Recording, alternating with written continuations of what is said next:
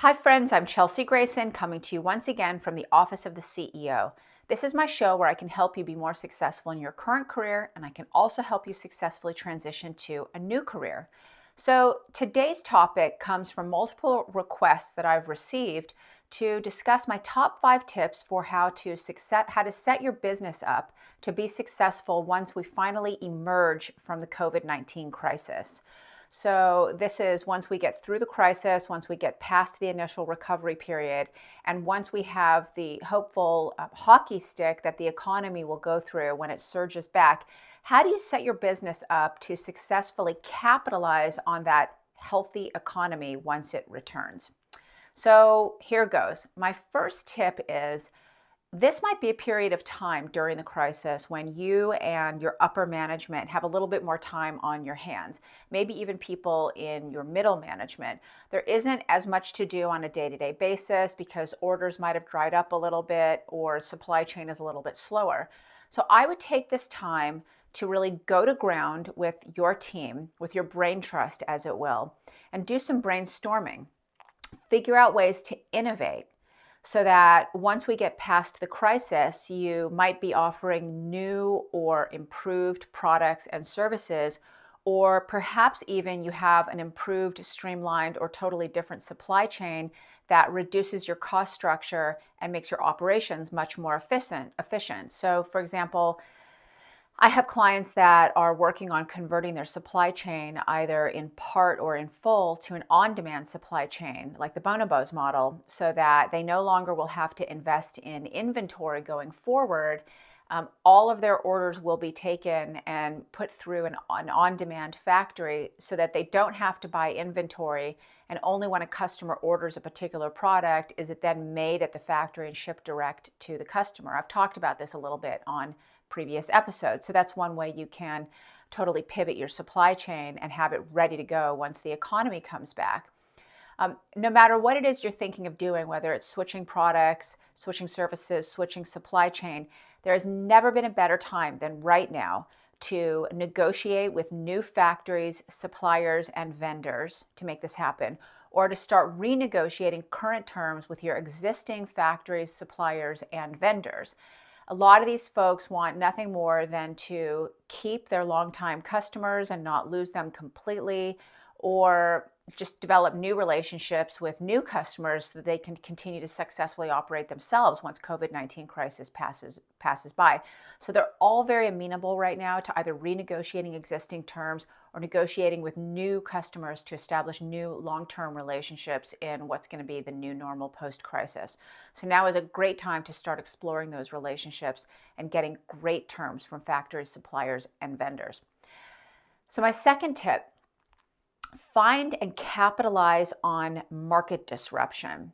So it's almost like what companies like Airbnb and Uber did once the 2008 recession passed by and the economy returned to healthy. They figured out where they could enact market disruption, what parts of what markets were ripe for market disruption or vulnerable for market disruption. And they spent the time during the recession building their businesses to ultimately be those market disruptors. So I would spend a little bit of time looking at various markets and looking at various segments of each market and figure out if your company, or even if there's a new company that you want to put together, can successfully meet the challenges of being a disruptor in that market. And you could be the next Uber or Airbnb, who knows?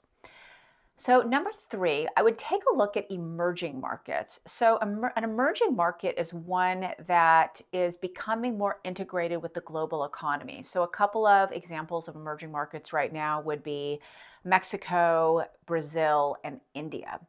Go take a look at emerging markets and see if you're not serving those markets one way or the other right now. You don't have brick and mortar, you don't have e-com, you're not selling them any sort of product or providing with them with any kind of service.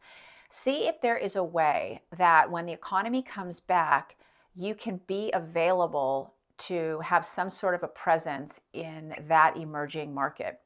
Because it sometimes is the case that when there has been a global economic crisis, such as the one that we're going through and will continue to go through as a result of the COVID-19 crisis, that it's the emerging markets that come out on the healthier end of the spectrum because they already know what it is to live and survive through crisis. Most of these countries are just one step away from third world, so they've been living in crisis the whole time. And they understand how to emerge scrappier. So there might be a tremendous amount of capital that you can avail yourself of once the economy sort of comes back globally, and particularly in these emerging markets. So number 4, acquire, acquire, acquire. So buy, buy, buy. Right now, and more so over the coming year, there are going to be a ton of distressed companies.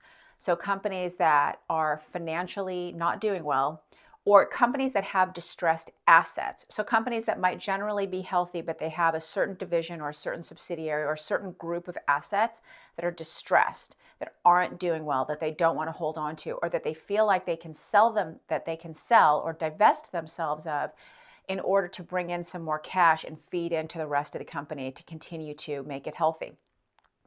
If you look around right now and in the coming months, you're going to find tons of distressed businesses and assets ripe for the picking at a bargain basement price.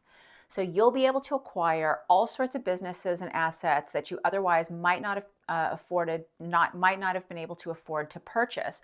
And this isn't necessarily on your own. You don't necessarily have a whole bunch of cash laying around, but there's going to be access to debt that you can pull and then purchase these assets at a very low price and a very low interest rate. So now is the time to start adding on by mergers and acquisitions activity. Instead of attempting to continue to grow your business solely organically, it might just be easier to tack on a business line, tack on a supply chain, tack on a particular product or a service by buying a group out of a company that already provides that service, instead of you having to reinvent the wheel from the ground up.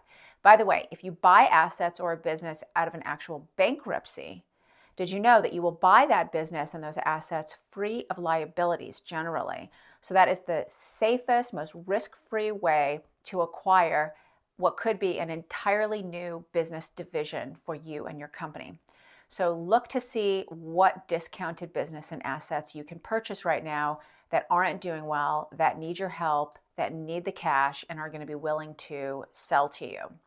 So my 5th and final tip for this episode is use this time to invest in your company's IT systems. That's information technology systems. So most of us know this as our computer and phone systems, although it's a lot more than just that.